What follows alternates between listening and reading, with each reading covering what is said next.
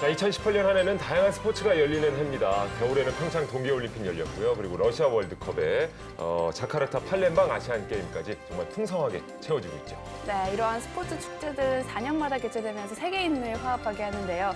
또 이렇게 4년마다 개최가 되면서 우리를 화합하게 만드는 축제가 있죠. 바로 선거입니다.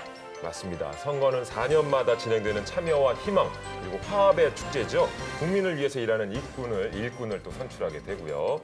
이렇게 또 스포츠와 선거의 공통점이 또 하나 있네요. 네, 그렇습니다. 이렇게 알면 알수록 비슷한 선거와 스포츠, 오늘 다락방을 통해서도 풍성하게 한번 얘기 나눠보도록 하겠습니다. 안녕하세요. 다락방 시즌2 선거 스포츠를 만나다 김일중입니다. 네, 안녕하세요. 이향입니다. 자, 그럼 오늘도 역시 스포츠 스타와의 만남을 통해서 선거와 스포츠에 대한 다양한 이야기를 나눠볼 텐데요. 먼저 오늘 이 시간 함께해 주실 분들부터 소개해 드리도록 하겠습니다. 최동호 스포츠 평론가 모셨습니다. 어서 오세요. 예, 안녕하세요. 네, 반갑습니다. 스포츠와 선거라는 주제를 가지고 어떤 얘기가 나올지 굉장히 호기심이 자극되기도 하고요. 오늘 또 마침 이 스포츠 선수 출신으로서 이 선거를 직접 뛰어본 분이 나오신다고 하니까 어떤 얘기가 나올지 정말 기대가 됩니다. 네, 기대해 보도록 하겠습니다. 그리고 오늘 이곳 다락방 이야기를 더욱더 풍성하게 해주실 분이죠. 중앙선거관리위원회 김종만 상무관 모셨습니다. 반갑습니다. 안녕하세요. 김종만입니다. 알겠습니다. 오늘도 상당히 풍성한 이야기들로 진행이 될 것 같은데요. 자, 과연 오늘의 주인공은 누구일지 소개합니다.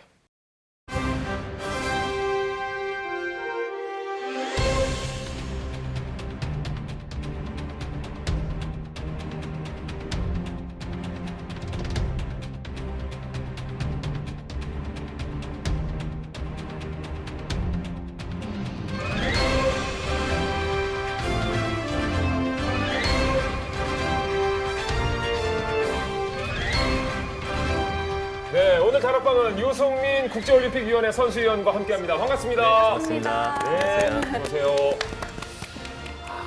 그렇군요. 선수위원, 이제는 선수위원이신데 네. 직접 시청자 여러분께 인사 부탁드리겠습니다. 네, 안녕하세요. 저는 국제올림픽위원회에서 선수위원으로 활동하고 있는 유승민입니다. 반갑습니다. 반갑습니다. 반갑습니다. 네.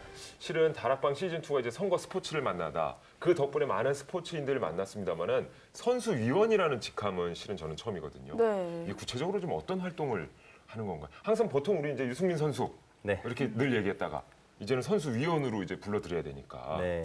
저는 국제올림픽위원회 즉 IOC에서 그 IOC 멤버로 활동하고 있고요. 특히 제가 맡고 있는 분과는 선수위원회 분과라서요. 선수들의 어떤 뭐 여러 가지 권익이라든가 선수들이 필요한 부분들을 찾아서 일을 하는 역할을 맡고 있고요. 비단 선수들에 대한 일뿐만이 아니고 그 국제올림픽위원회에서 다양한 분과가 있는데요. 그 분과위원으로서도 다양하게 활동을 하고 있습니다. 15명이죠. 네, 지금 현재 14명이고요. 전 세계가요? 네, 15명이 정원이고요. 오. 각국이 한 명씩 이제 그 선수위원으로서 활동을 할 수가 있고요. 예. 지금 사실 올림픽의 가장 중심 네. 꽃은 바로 선수들이거든요. 그렇죠. 그러다 보니까 선수위원회 역할이 IOC 내에서도 굉장히 중요하게 예. 작용을 하고 있습니다. 야, 전 세계에서 그럼 14명, 15명? 네.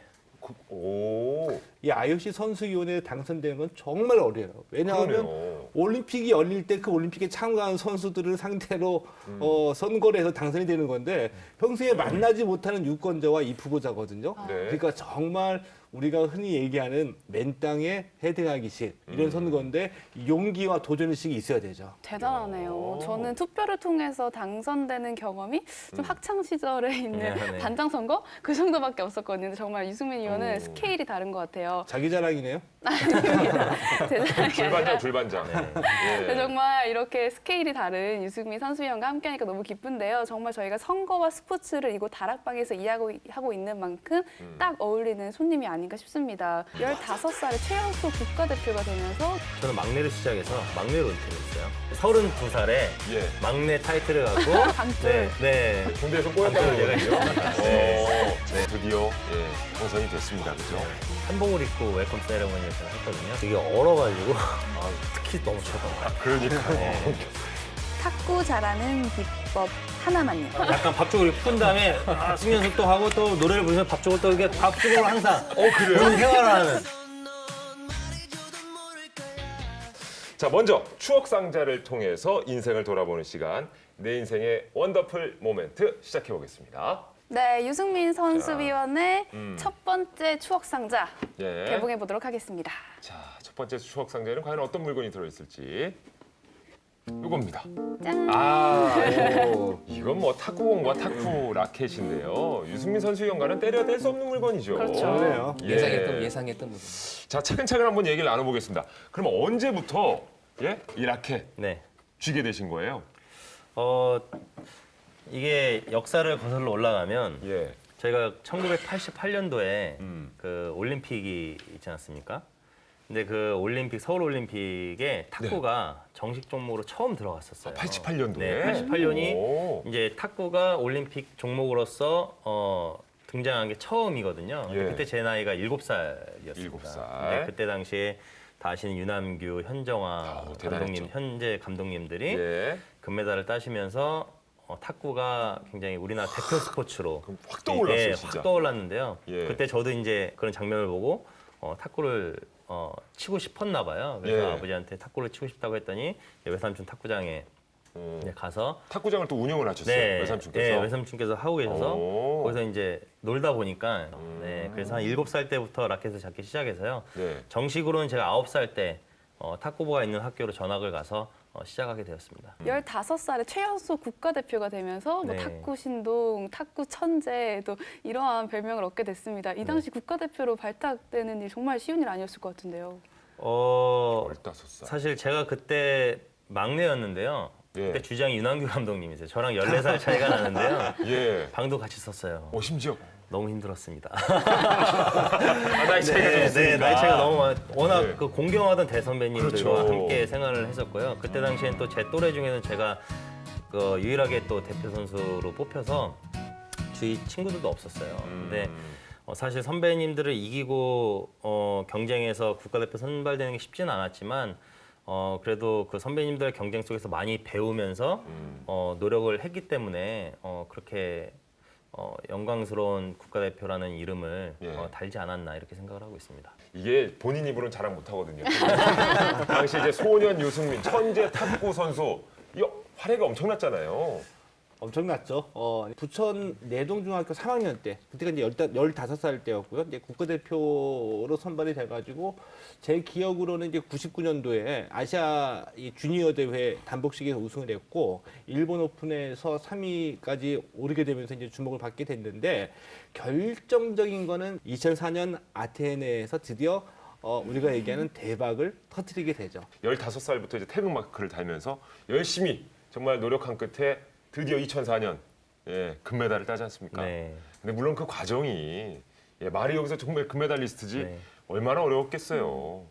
사실 기억나십니까? 그때 그 아주 생생하게 나는데요. 네. 저는 2004년 올림픽에 금메달을 사람들이 많이 기억을 하시는데요. 사실 그 전에 굉장히 어려운 점도 있었어요. 제가 2000년 시드니 올림픽에 처음 나갔었거든요. 예. 만약에 2000년 시드니 올림픽이 없었다면 저는 2004년에 금메달을 따기 어려웠다고 생각을 해요. 그래요. 왜냐하면 2000년 시드니 올림픽 때도 제가 복식과 단식 부분에 출전을 했었는데 그때도 최연소로 이제 올림픽에 출전을 한 거였어요. 그 탁구 역사상. 근데 올림픽이라는 그 중압감을 네. 견디질 못했어요. 전 그 나이에. 세계인의 저도 축제니까. 나름 그 어렸을 때부터 선배님들 사이에서 항상 긴장된 생활 속에서 승부의 세계를 잘 거쳐왔다고 생각을 했는데 그 올림픽 딱 현장에 가니까요. 정말 아무 생각도 안 나고 그 올림픽에 주는 그 분위기에 제가 압도가 돼서 제 실력이 50%도 발휘를 못한 거예요. 그래서 제가 4위를 했거든요, 그때. 50%밖에 발휘 못했는데 4위 했어요, 그때. 세계 4위. 그것도 대단한 건데. 첫 4위를 올림픽에서 했어요. 4위. 네, 첫 올림픽에 복식 4위를 했는데 예. 복식이라는 건 또 파트너랑 같이 호흡을 맞춰야 되잖아요. 너무 죄송한 거예요. 제 파트너가 또 현재 삼성생명 감독으로 계시는 이철승 감독님이시거든요. 10살 예. 차이가 나요. 그렇군요. 그래서 그런 경험을 토대로 2004년을 준비할 수가 있었어요. 굉장히 처음에 아픔을 겪고 2004년을 준비하다 보니까 어떻게 올림픽을 준비해야 될지도 느껴졌고 또 올림픽이라는 분위기는 어떻더라라는 게 딱 느껴져서 항상 자기 전에 이미지 트레이닝하고 어떻게 하면 올림픽 분위기 상상해가지고 그 분위기에 압도되지 않을까라는 거 항상 고민을 했거든요. 그러다 보니까 2004년이라는 좋은 결과가 있었던 것 같고 또 2004년 당시에도 저의 금메달을 예상하는 사람 아무도 없었어요. 사실. 네. 왜냐면 중국 탁구는 아직까지도 중국 네, 중국이 이제 하는데요. 그 장벽이 너무 높아. 네. 예. 지금 올림픽 88년부터 지금까지 2016년도 올림픽까지 4개의 금메달 빼고는 전부 다 중국이 다 가져갔어요. 그때도 누구도 뭐 사실 예상을 못 했는데 또 여러 가지가 잘 맞아 떨어져서 네, 그 금메달을 목에 걸 수 있었던 것 같습니다. 근데 이 금메달을 딴 이 당시 경기를 치렀을 때 아 내가 이때 메달을 좀 따겠다 하는 그 순간이 언제였나요? 제가 그 결승에 왕하오 선수랑 하는데 네. 세트 스코어 3대 1로 이기고 있었어요. 그 3대 1에 8대 4로 이기고 있었어요. 그때 좀 생각을 했던 것 같아요. 아니나 달라 그 세트를 역전패를 당했어요. 그 생각을 딱 하는 순간 역전패를 당했어요. 오히려. 네. 오. 이게 정말 그 찰나인데 예. 거기서 역전패를 당했거든요. 그래서 이제 6세트 다시 올 때 사실 흐름은 글로 갔는데도 불구하고 제가 그 다시 0대 0이라고 생각을 하고 이거를 다시 세팅을 혼자 스스로 하고 경기를 했거든요. 자, 마카오의 서비스 9대 9. 짧게. 자, 다시 매치 포인트. 골드 메달 포인트. 먼저 도착하는 유승민. 본인이 뭘 하려고 하는 생각도 중요합니다만은 네. 이럴 때 상대의 생각을 허를 찔러가는 거죠. 네, 마카오의 서비스. 빠르게. 그럼 끝남 잘 찔렀어요. 드라이브.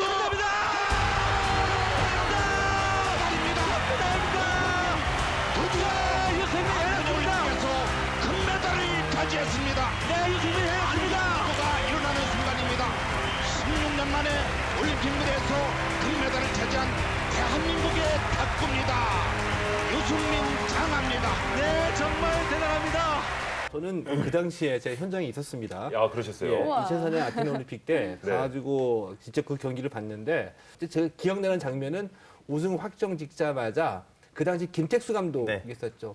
마치 2002년에 이 박진영 선수가 히딩크 감독한테. 달려가듯이 달려가서 안겼던 장면이 그때도 기억납니다. 네. 오, 막 달려서 안겼어요. 제가 안긴 감독. 게 아니고 예. 감독님이 저한테 안겼죠.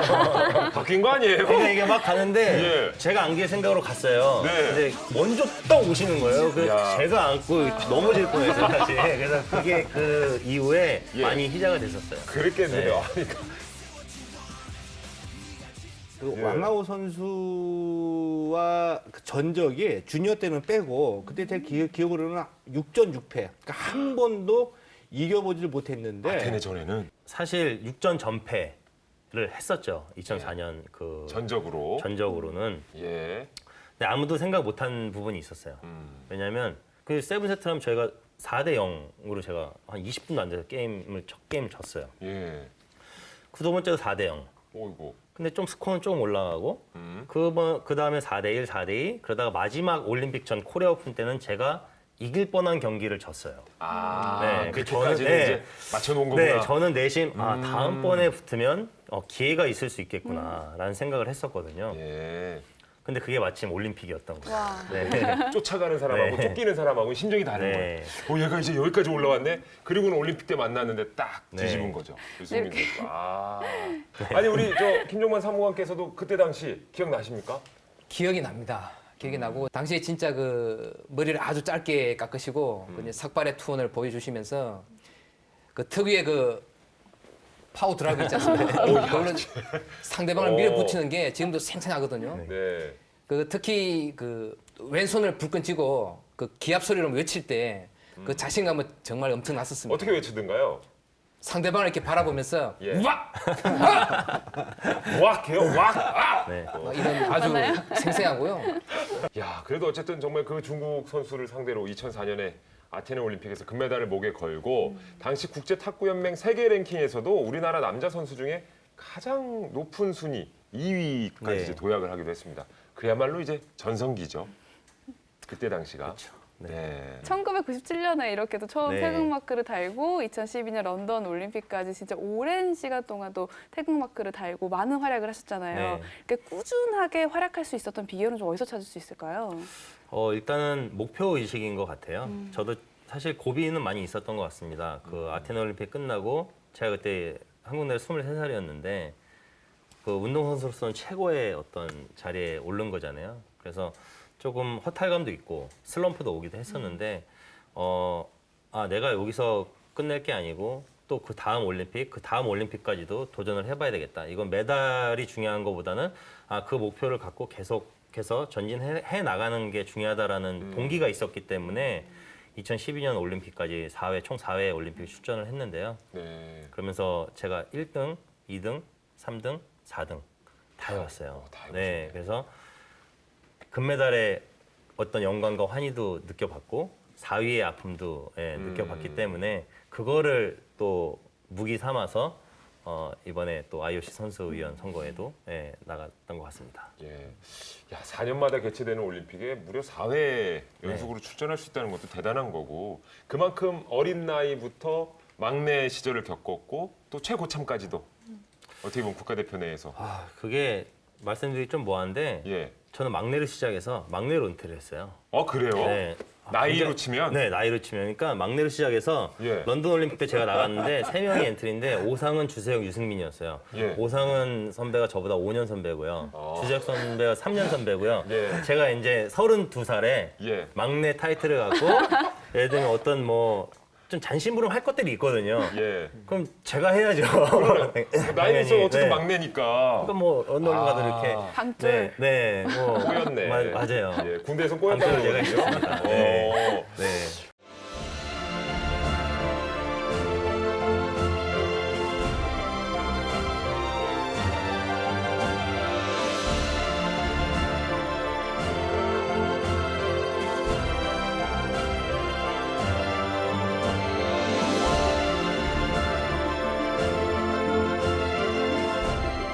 자, 그럼 두 번째 추억 상자 열어볼까요? 네. 자, 두 번째 추억 상자에는 또 어떤 추억이 들어있을지. 자, 이게 뭔가요? 이거 한번 꺼내 보시죠. 짠, 이게 뭔지 아시나요? 이게 뭘까요? 만복입니다. 만복이 지금 보니까 한 2만 몇천 걸음, 2만 7천 걸음 이 정도가 찍혀 있는데 실은 저희가 이거를 3만 걸음을 만들려고 우리 제작진들이 엊그저께부터 계속 준비를 했. 그러니까 심지어 막 손으로도 흔들고 했는데 지금도 3만 보가 안 된 거예요. 3만 그 보 쉽지 정도로 않거든요. 만들기가 힘든 게 3만 걸음. 그런데 이게 왜 3만이 찍혀 있는 만복이? 지금 제가 유승민 선수라는 이야기를 아직도 많이 듣지만 네. 또 하나의 포지션은 그 국제올림픽위원회 위원으로서 예. 활동을 하고 있는데요.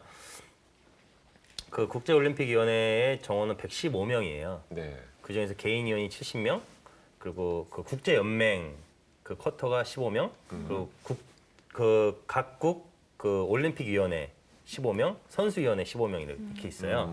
총 115명인데 선수위원만 선출직이에요. 선거를 통해서 뽑는 거죠. 그만큼 선수들의 목소리를 잘 이해를 해야지만 선수위원으로서의 역할을 할 수가 있는데요. 근데 이 2만 7천 보는 뭘 의미하냐 하면 제가 그때 선거 당시에 리우 올림픽 때 하루에 걸었던 걸음 수를 의미를 하는 것 같아요. 3만 보? 네.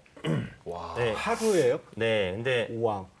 그걸 우리는 이틀 동안 못 만든 거예요, 지금 제작진들이. 우리라고 하지 마세요. 제작진들이 이걸 준비했다고 하는데 3만 보를 못 만들었어요, 지금. 와.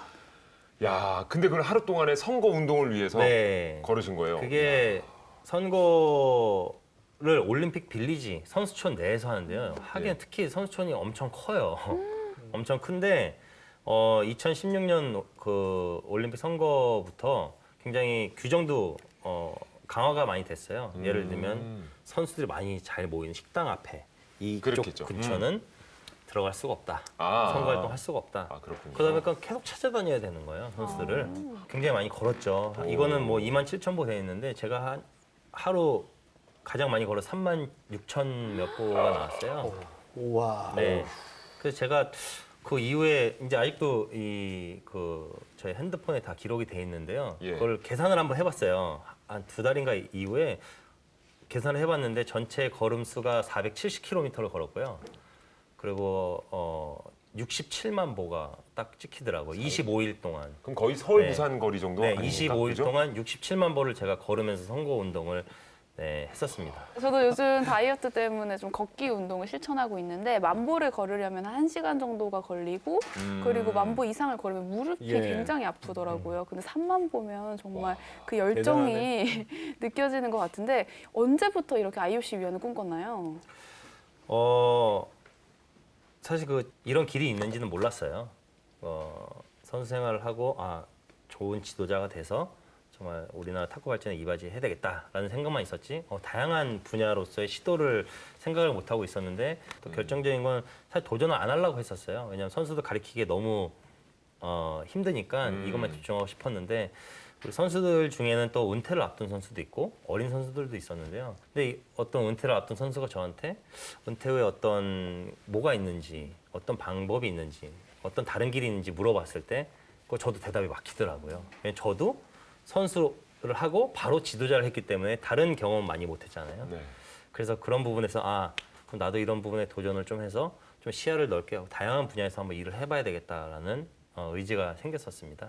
네, 그래서 도전을 하게 된 계기가 됐고요. 예. 이 투표권이라는 것이 오로지 올림픽에 출전한 선수들의 네. 투표로 의해서 이루어지니까 심지어 한 사람이 4명한테 후보 네. 4명 후보에게 표를 줄 수 있다면서요. 이거는 인사를 하고 다녀도 실은 우리나라 같은 선수 뭐 좀 이렇게 가깝지 않겠어요, 아무래도? 그렇죠. 예. 야, 이런 유대감이나 인지도 쌓기가 참 쉽지는 않으셨겠어요.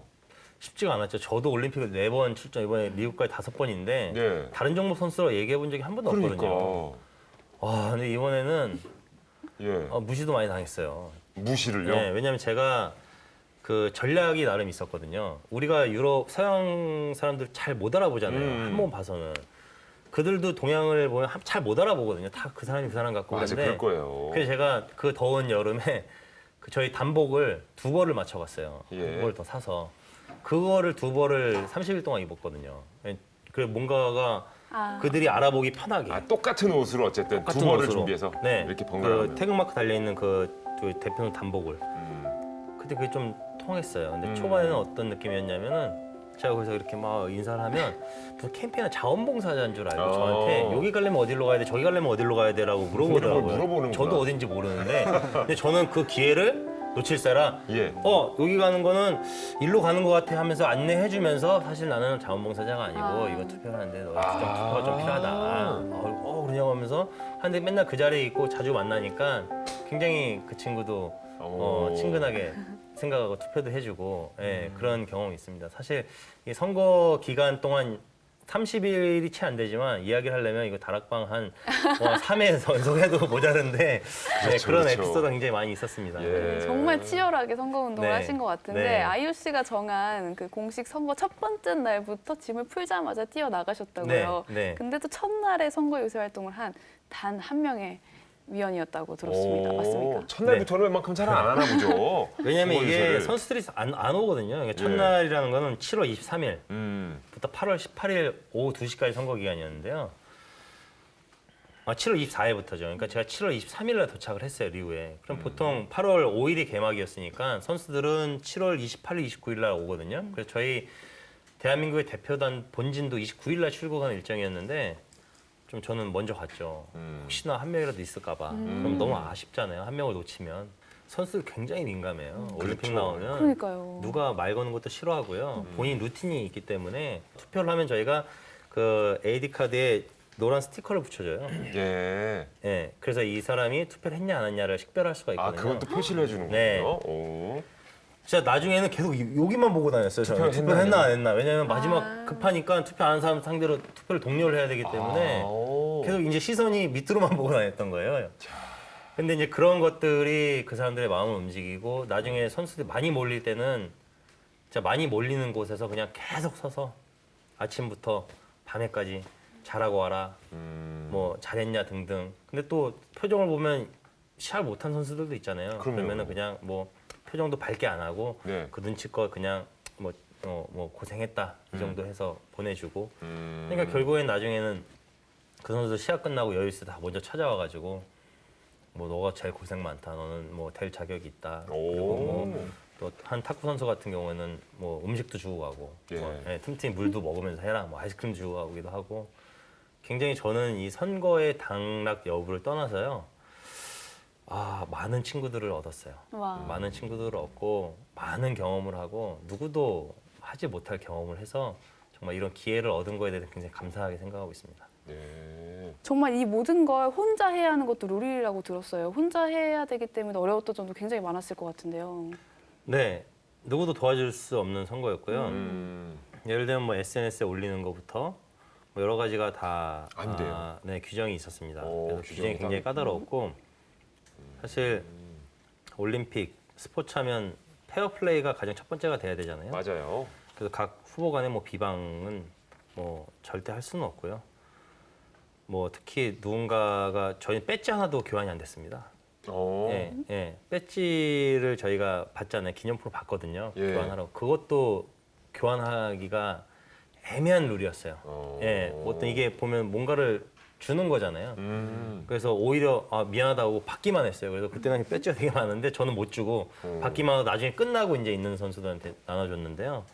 그런 굉장히 까다로운 룰 속에서 진행되다 보니까 외롭고 힘들었어요, 사실. 네, 많이 힘들었고, 근데 그만큼 가치가 있었던 것 같고요. 그 이후에 느낀 거는 사실 저도 국민의 한 사람으로서 어떤 선거 이런 투표 이런 거에 적극적으로 나서긴 하지만 그 선거 운동 할 때 뭐 어떤 이런 거 받잖아요. 네. 사실 그냥 지나치는 경우가 다반사였거든요. 맞아요, 맞아요. 근데 이분들이 얼마나 고생하시는지 제가 너무 잘 알아서 뛰어보면 그 다음부터는 느끼셨구나. 그냥 지나칠 수가 없겠더라고요. 뭐라도 하나 챙겨와서 예, 보기도 하고 이러는데 저는 그냥 이런 공정한 페어플레이에 입각한 선거가 어디서든 다 이루어졌으면 좋겠어요. 네. 예.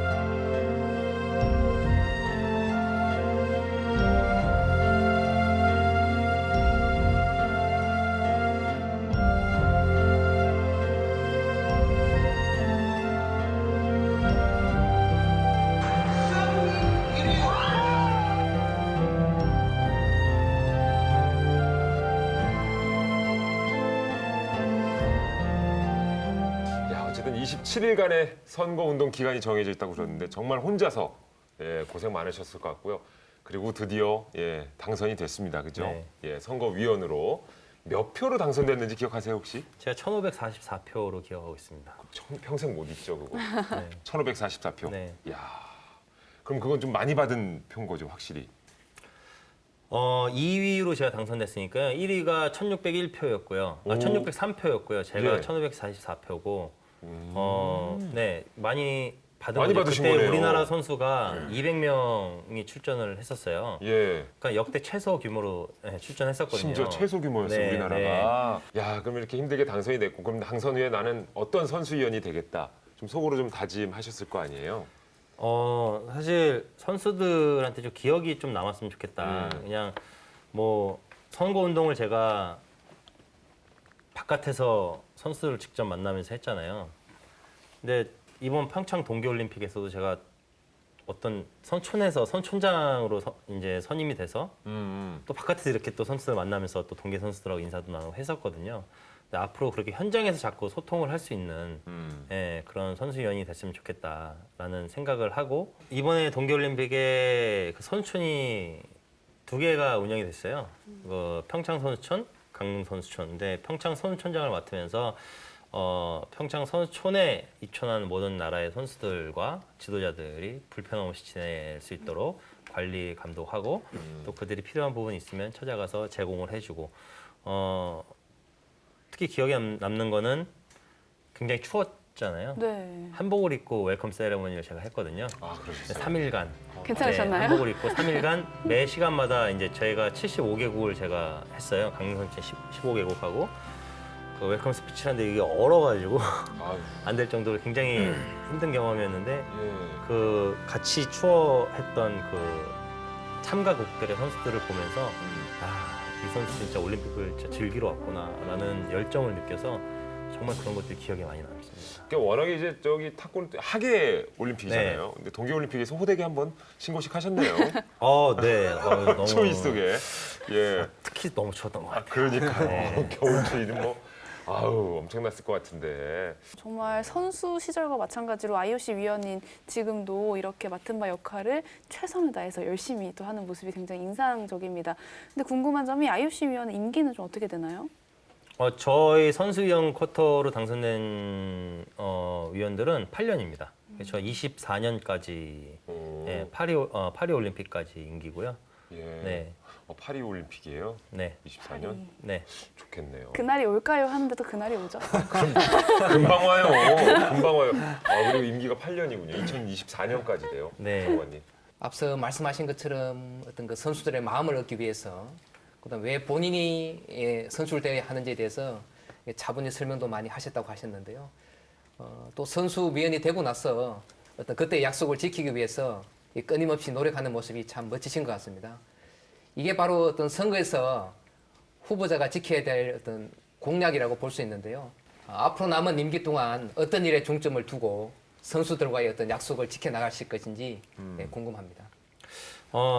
저는 굉장히 다양한 활동을 많이 하고 있습니다. IOC 선수위원으로서. 그중에 특히 이번에 제가 역할을 맡은 것이 선수들 은퇴 이후에 경력 전환 프로그램의 강사로 제가 임명이 돼서요. 네. 네, 그 교육을 받고 왔거든요. 오. 근데 우리나라의 선수들이 가장 중점적으로 관심 있어 하는 분야가 바로 은퇴 이후에 그럼요, 어떤 그럼요. 그런 제2의 삶에 대해서 관심을 갖는데 맞아요. 그런 부분에 대해서 사실 IOC나 국제 그 스포츠 연맹들이 굉장히 많은 노력을 하고 있습니다. 근데 사실 제가 조금 안타까운 거는 지금 우리나라 선수들이 그 정보를 받기는 굉장히 어려운 상황인 것 같아요. 그래서 그거를 제가 좀 중간에 다리 역할을 해서 우리나라 선수들이 이런 프로그램들이 있는 거를 인지를 하고 이런 것들을 잘 활용을 할 수 있게끔 도와주는 역할을 좀 하고 싶고요. 지금도 후배들을 보면은 사실 뭐 IOC 선수위원이 되고 싶다, 뭐가 되고 싶다는 꿈을 많이 이야기를 하거든요. 그런 걸 구체적으로 제가 좀 선수들한테 전달을 하는 역할을 하고 싶습니다.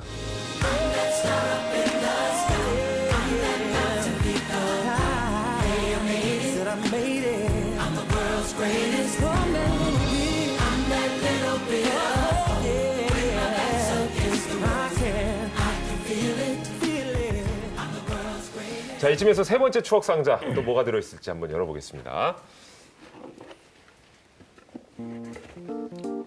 잘 펼쳐볼까요? 네. 자, 짜잔. 이게 뭔지 아시나요? 한반도기? 그렇죠. 네. 한반도기네요. 맞습니다. 저희가 오. 국제 행사에서 사용하는 남북한을 공동으로 상징하기 위해 만든 한반도기인데요. 예. 이 한반도기가 나왔다는 거는 지난 5월 저희 탁구 단일팀 이야기를 해야 될 때가 왔던 것 같습니다. 제가 좀 차근차근 한번 짚어보도록 네. 하겠습니다. 일단 지난 5월 스웨덴에서 열린 세계 탁구 선수권 대회에서 8강전에 남북 맞대결이 예정이 돼 있었는데 갑자기 단일팀이 구성됐다는 소식이 들려왔거든요. 네. 예, 이렇게 어떻게 또 이런 역사적인 일이 일어날 수 있는 건지 이것도 많이 궁금해하세요. 5월에 스웨덴에서 열렸던 세계 탁구 선수권 대회에서 8강전에 한국과 북한이 예. 여자팀이 붙는 상황이었어요. 예, 근데 보통대로는 경기를 해야 되죠. 그렇죠. 맞대결을 해야 되는데. 8강전에 들어가서 예. 경기를 안 하고 서로 악수하고 포옹하고 음. 거기서 바로 단일팀이 이루어졌습니다. 8강전 상대팀끼리 한 팀이 네, 돼버린 거네요. 일단 그러니까? 네.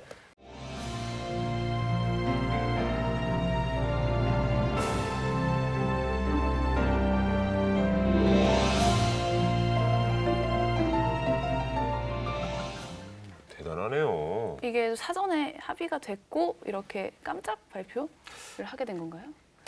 그때가 참 마침 이 남북 정상회담 이후에 바로 한 이제 메이저급 스포츠 이벤트였는데요. 근데 오. 마침 그때 무슨 일이 있었냐면은 그 대진이 발표된 날 국제 탁구 연맹에서는 그 ITTF 파운데이션이라는 거를 설립을 하는 행사를 했었어요. 근데 그때 ITTF 집행부 회장하고 이야기를 할 때 이런 우리가 칵테일 파티를 하면서 좋은 행사를 하는데 뭔가 난가보기 할 수 있는 게 뭐가 있겠냐라는 이야기를 했을 때 이런 걸 해보면 좋겠다라고 제가 제안을 했어요. 그게 뭐였냐면은 테이블을 놓고 이제 편안한 자리니까 이제 북한과 그 한국 선수들이 복식을 같이 먹고 이벤트 경기를 조그맣게 하자. 5포인트 정도만. 너무 흔쾌히 돼서 그게 이루어졌거든요. 그러면 말 나온 김에 남북 단일팀 한번 추진 한번 해보는 게 어떻겠냐. 야. 이렇게 된 거죠. 그러니까 시간이 그 다음날 아침 경기 시간을 바꿀 수가 없으니까 12시간밖에 시간이 없었어요. 네. 그 사이에는 상대국들도 동의를 얻어야 되고 그렇죠. 저희는 저희대로 북한은 북한대로 정부의 동의를 얻어야 되잖아요. 근데 시차가 있으니까 거기는 이제 저녁일지라도 여기는 새벽이었거든요. 그러니까 그 답변을 기다리는데 잠을 못 자고 계속 기다리고 있었던 거예요, 저희 다. 근데 이게 갑작스럽게 성사가 돼서 그 세부적인 논의는 일사천리로 다 저희가 원하는 대로 다 들어줬고 그렇게 돼서 역사적인 대도중 남북 단일팀이 이루어지게 된 배경이에요. 와. 근데 이게 정말 대단한 게 스포츠인들끼리 현장에서 만나서 우리는 한민족 단일팀 하자 해가지고 이루어진 게 바로 이게 최초라고 보는 거죠. 야, 그 진행 방식이 예. 정말 역사적이네요. 그렇죠. 그러니까요. 그 의사 결정의 거의 중심에 계셨던 거잖아요. 정말 대단한 네. 일을 해내신 것 같습니다. 그리고 이 단일팀이 1991년 일본 지바 세계 탁구 네. 선수권 대회 이후 27년 만이기 때문에 더 그 의미가 깊었을 것 같아요. 저희만 의지가 가지고 있다고 해서 되는 게 아니었고 국제 탁구연맹이라든가 전 세계에 있는 탁구 회원국들이 다 동의를 해야지만 가능했던 거였거든요. 근데 그런 부분으로 봤을 때는 정말 이 스포츠가 주는 힘, 또 평화라는 메시지 이게 굉장히 크게 작용을 했던 것 같습니다. 네. 참 이게 대단한 것 같아요. 남북 선수단이 현장에서, 그러니까 선수단들끼리 먼저 의견을 조율한 거예요. 우리 단일팀을 해보자. 그리고 오히려 각 정부에 얘기를 한 겁니다. 다시 위로 이제 보고를 한 거죠. 그래서 합의가 돼서 사상 네 번째로 남북 단일팀이 구성이 된 거예요. 이게 어떻게 보면 남북 탁구계가 그간의 역사 속에서 서로 간의 신뢰가 좀 쌓였기 때문에 가능했던 일이 아니었나 싶기도 해요. 그 현장에 직접 계셨잖아요. 네. 좀 가장 인상 깊었던 장면은 어떤 거였나요? 남북 그 시상식 할 때 제가 그 꽃다발 수여자로 참석을 했었어요. 근데 가장 인상 깊었던 거는 그 시상식 할 때 기다릴 때 뒤에 선수들의 모습이었거든요. 진짜 격이 없이 서로 이야기를 주고받고 웃고 떠들고 하는 게 제가 몰래 카메라를 찍어놨었어요. 근데 그걸 보고 제가 무슨 생각이 들었냐면 이건 쇼가 아니고 보여주기 쇼가 아니고 진정한 선수들이 화합을 하고 있구나. 진정으로 선수들이 하나가 되고 있구나라는 걸 느껴서 좀 뭉클하더라고요. 네. 왜 안 그랬겠어요. Imagine all the people living for today. Imagine there's no countries. It isn't hard to do. 자, 이번에는 시청자 여러분들의 궁금증을 풀어드리는 백인의 질문 시간입니다. 자, 오늘은 또 어떤 곳에서 우리 유승민 선수위원에게 궁금한 질문을 받았을지 화면 보시죠.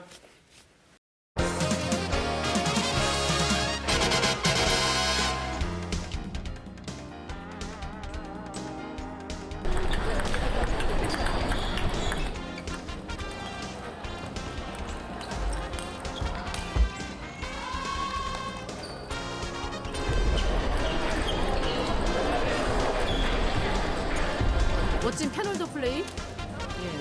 파워 드라이브 같은 생각. 신 같은 존재. 왕하오 선수랑 결승전에서 마지막에 그 화 쪽으로 확 밀어 이기는 거. 승부를 한 30번 봤어요, 실제로. 근데 정말 잘생겼더라고요.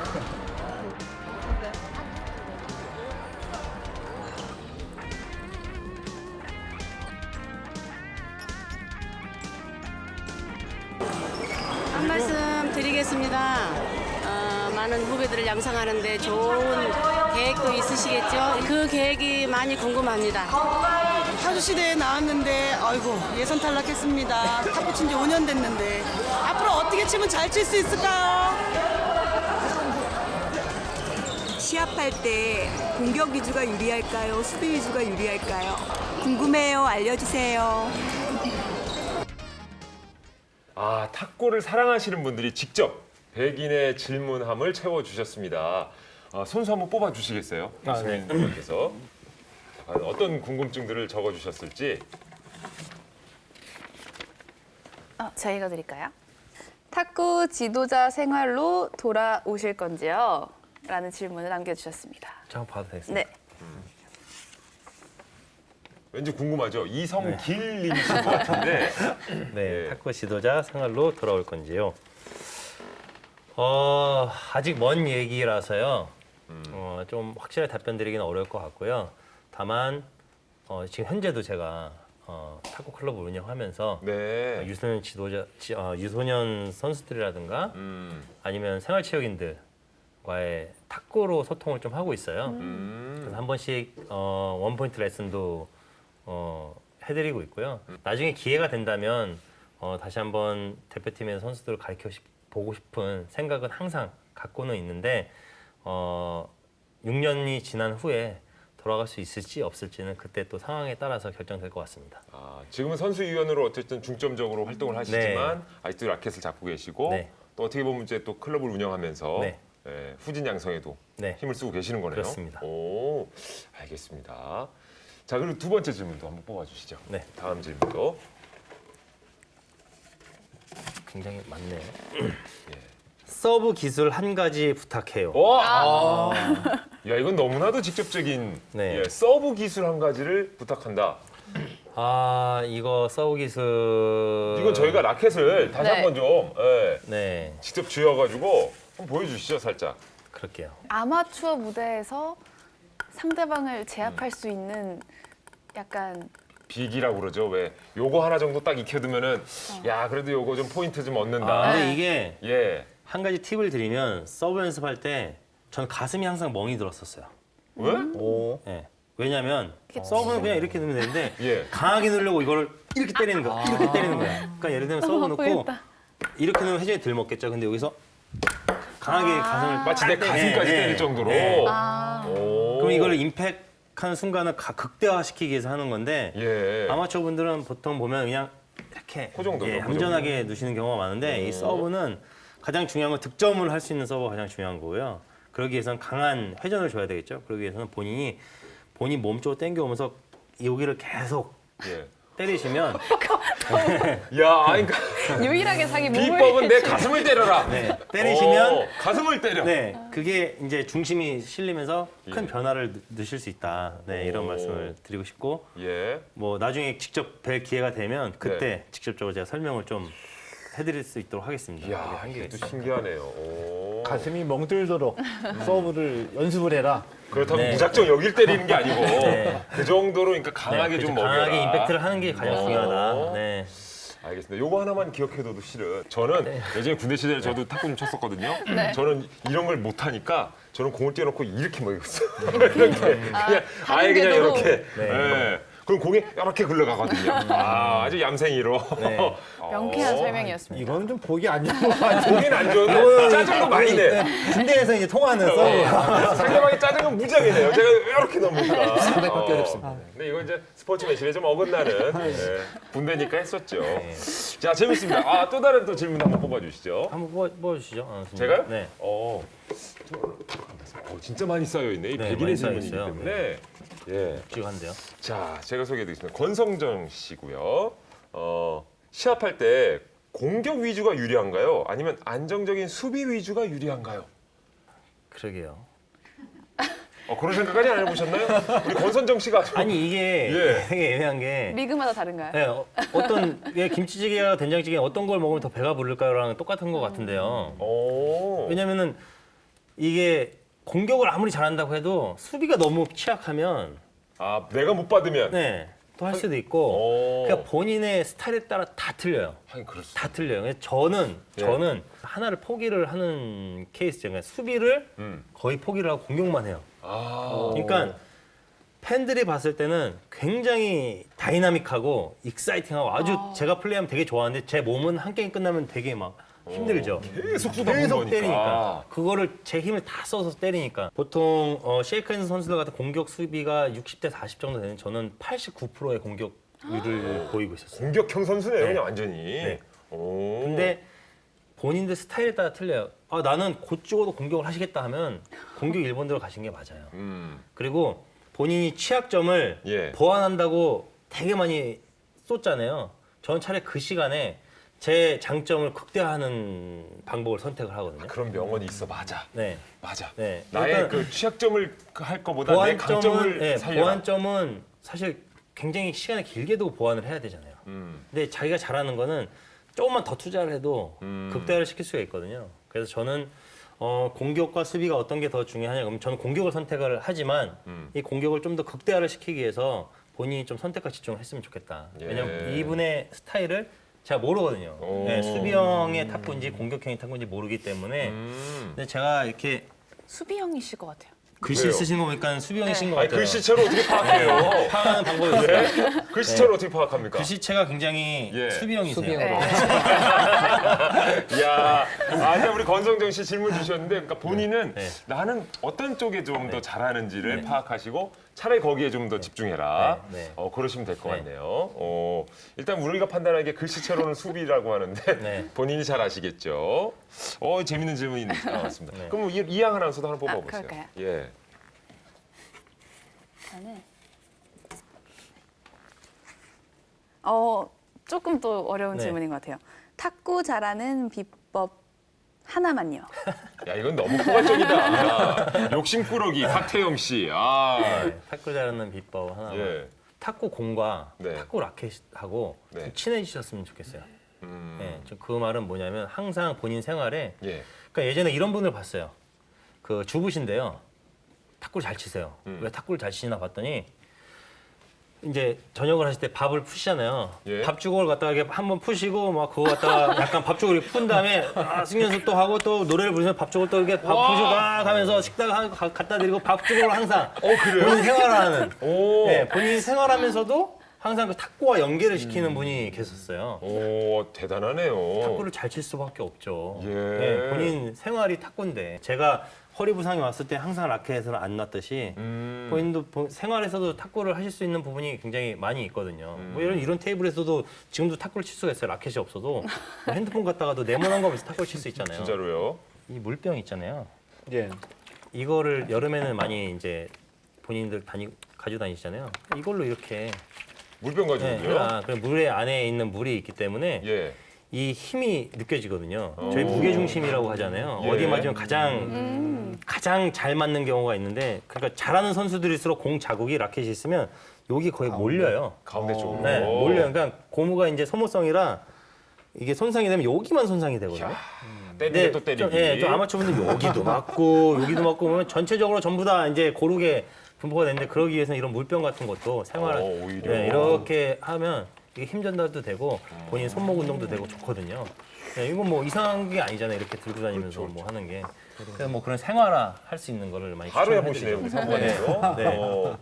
그 네. 위원회 안에서 많이 하시나 봐요, 탁구? 네, 탁구 즐겨합니다. 예, 좀 이기시는 편이에요? 네, 성적이 꽤 좋은 편입니다. 공격형이세요, 수비형이세요? 저는 공격형입니다. 약간 어깨도 한번 푸시는데. 저도 피멍이 조금씩 이렇게. 가슴 쪽에? 예, 맞습니다. 그래요. 예. 여기 진짜 테이블만 있으면 한번 붙고 싶죠, 우리 유승민 선수위원하고. 그렇진 않습니다. 영광이잖아요, 그래도. 대결 한번 펼치는 게. 그렇진 않습니다. 그 정도 실력은 아니신가 그 보죠? 정도 실력은 그리고 나중에 성관이 가서 꼭 한번 확인 한번 해보도록 하겠습니다. 좋습니다. 알겠습니다. 야, 오늘 이렇게 100인의 질문까지 소화를 해봤는데 이제 정말 최연소 태능 선수촌의 막내에서 금메달리스트를 거쳐 이제 IOC 선수위원으로 열심히 활약하고 계신데 정말 끊임없는 도전 그리고 책임감을 느낄 수 있는 그런 시간이었습니다. 네, 스포츠도 외교관으로 활동하고 있는 유승민 IOC 선수위원과 함께 이야기를 들어보니까요. 또 앞으로 남은 임기 동안 또 어떤 큰 일들을 해내실지 정말 기대가 되는 시간이었습니다. 최동호 평론가는 어떠셨나요?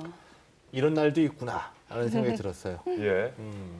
이 스포츠와 선거를 연계해서 이 주제를 가지고 얘기하는 날도 있구나. 그래서 얘기를 하다 보니까 스포츠도 그렇고 선거도 그렇고 공정해야지 되고 또 결국에는 화합을 이끌어낸다라는 면에서는 많이 생각해보고 배움이 있었던 그런 시간이었습니다. 예, 저희도 좋은 말씀 덕분에 많이 들었고요. 아유, 별 말씀이십니다. 예. 그리고 더군다나 또 같은 위원회 직원으로서 네. 또 오늘 동질감 느끼고 심지어 탁구 또 생활체육인이시네요. 네, 그렇습니다. 오늘 함께 하셨는데 어떠셨어요? 앞서 말씀하신 그 유승민 위원님이 어떤 선수들의 마음을 얻기 위해서 이렇게 선수촌 곳곳을 뭐 누볐다는 그런 얘기, 또 선수위원이 되고 나서도 그 약속을 지키기 위해서 끊임없이 노력한다는 그 얘기를 들으면서 아마 저런 모습들이 어떤 후보자 또 당선인의 어떤 진정한 모습이 아닐까 그런 생각을 한번 가져봤고요. 앞으로 이제 선거에 뭐 이제 출마하는 후보자 분들께서는 아마 유승민 위원님의 어떤 그런 자세, 마음가짐 그런 걸 한번 이렇게 되새겨보는 그런 의미 있는 시간이 되지 않았을까 하는 그런 생각이 듭니다. 예. 이제 유승민 IOC 위원을 보내드릴 시간인데요. 마지막으로 유승민 IOC 위원의 꿈 들어보고 싶네요. 어떤 스포츠인으로 기억되고 싶으신가요? 우리나라 그 국내 스포츠를 밑에서 말씀을 드리자면 우리 스포츠에도 빈부격차는 분명히 존재를 하거든요. 인기 종목과 비인기 종목의 그런 격차는 존재하는데 그런 격차가 좀 줄고 같이 계속적으로 지속적으로 발전할 수 있는 그런 분위기를 만드는데 좀 기여를 하고 싶습니다. 네. 자, 이제 마칠 시간이 다 됐어요. 네, 그렇습니다. 저희는 다음 주에 또 다른 스포츠 스타의 만남을 준비하고 있을 테니까요. 많은 기대해 주시기 바라겠습니다. 그럼 저희는 여기서 인사드리겠습니다. 시청해주신 여러분 고맙습니다. 고맙습니다.